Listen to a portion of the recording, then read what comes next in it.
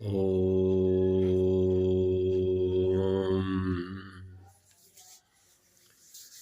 योग दर्शन की विशेष कक्षा में आप सभी का स्वागत करते हुए हम कल चर्चा कर रहे थे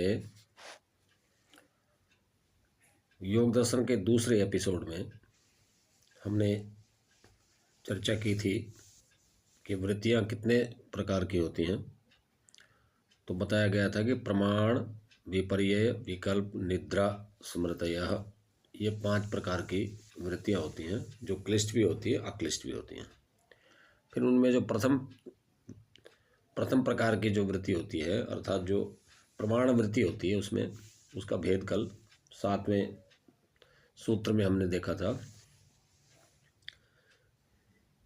कि प्रत्यक्ष, अनुमान, आगमाः प्रमाणानि। प्रत्यक्ष, अनुमान और आगम ये 3 प्रकार के प्रमाण होते हैं। प्रत्यक्ष जो इंद्रियों से सीधा सीधा जुड़ता है, और अनुमान जो प्रत्यक्ष के आधार पर अनुमान होता है। जैसे उदाहरण दिया था हमने कि अग्नि के सानिध्य से धुआं या धुआं के सानिध्य से अग्नि।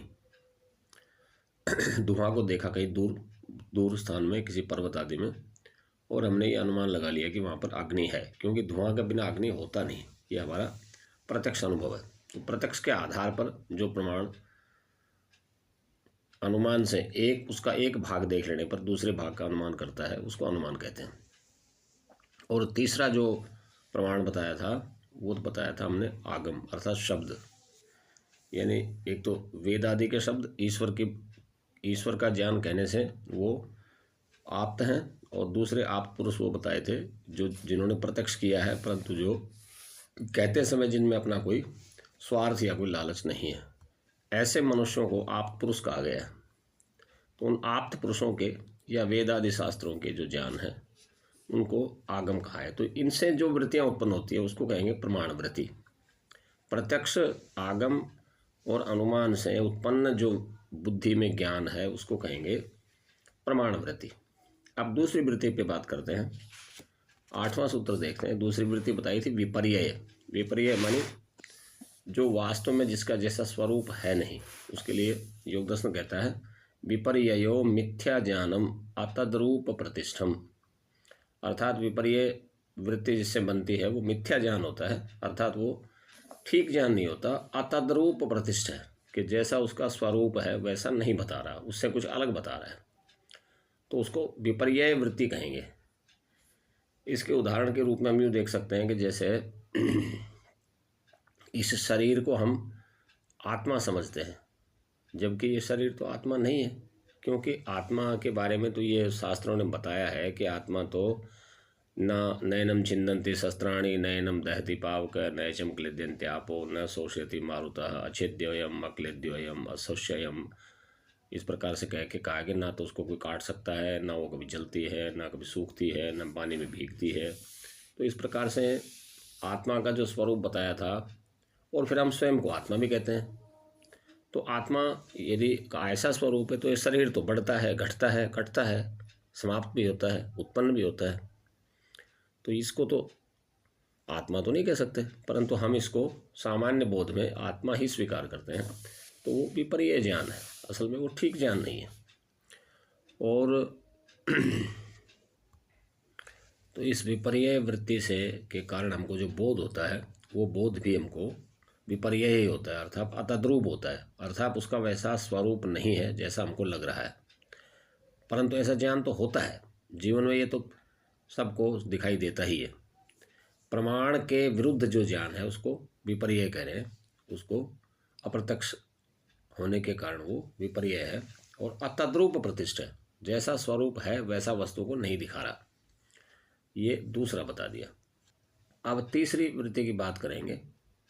9वें सूत्र में कह रहे हैं शब्द ज्ञानानुपाति वस्तु शून्य विकल्पः। कुछ वृत्ति ऐसी भी होती हैं कि जिनमें हमको शब्द से कुछ बोध हो रहा है, परंतु वास्तव में वैसी वस्तु वो है नहीं, विकल्प है बुद्धि में उसका, उसको विकल्प वृत्ति कह रही है कि जो शब्द मात्र से तो उसका बोध हो रहा है, परंतु वास्तव में वैसी वृत्ति है नहीं।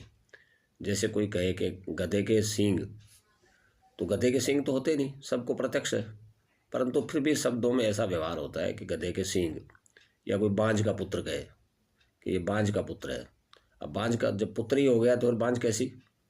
तो इस प्रकार से, इस प्रकार जिनका शब्दों से, शब्द ज्ञानानुपाति, शब्द से जिनका अनुमान होता है, शब्द से जिनको हम जानते हैं, परंतु वास्तव में ऐसी कोई वस्तु होती नहीं। वस्तु शून्यो विकल्पा, जो वस्तु जैसी उसमें कोई वैसी कोई वस्तु संसार में है नहीं, इसलिए उसको विकल्प शब्द से कह रहे हैं।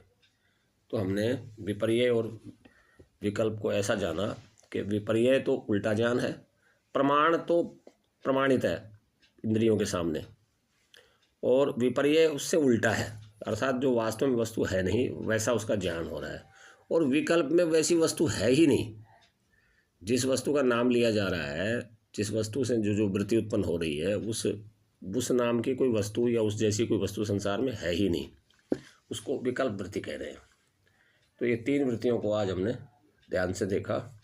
ये तीन वृत्तियाँ प्रमाण कैसी हैं, विपर्यय कौन सी है और विकल्प वृत्ति कैसी है। अब शेष दो वृत्तियाँ, निद्रा और स्मृति, जिस पर हम अगली कड़ी में, चौथी कड़ी में इस पर ध्यान करेंगे, इस पर विचार करेंगे। तो इस प्रकार से तीन प्रकार की वृत्तियों को हमने यहाँ समझा, और समझकर आगे का शेष भी हम अगले कुछ कड़ियों में इसको समझेंगे कि ये वृत्तियाँ क्या हैं और इनको कैसे रोका जाए, कैसे इन पर नियंत्रण किया जाए और कैसे इस मन को योग में स्थित किया जाए। अब सबको प्रणाम। ओम नमस्ते जी।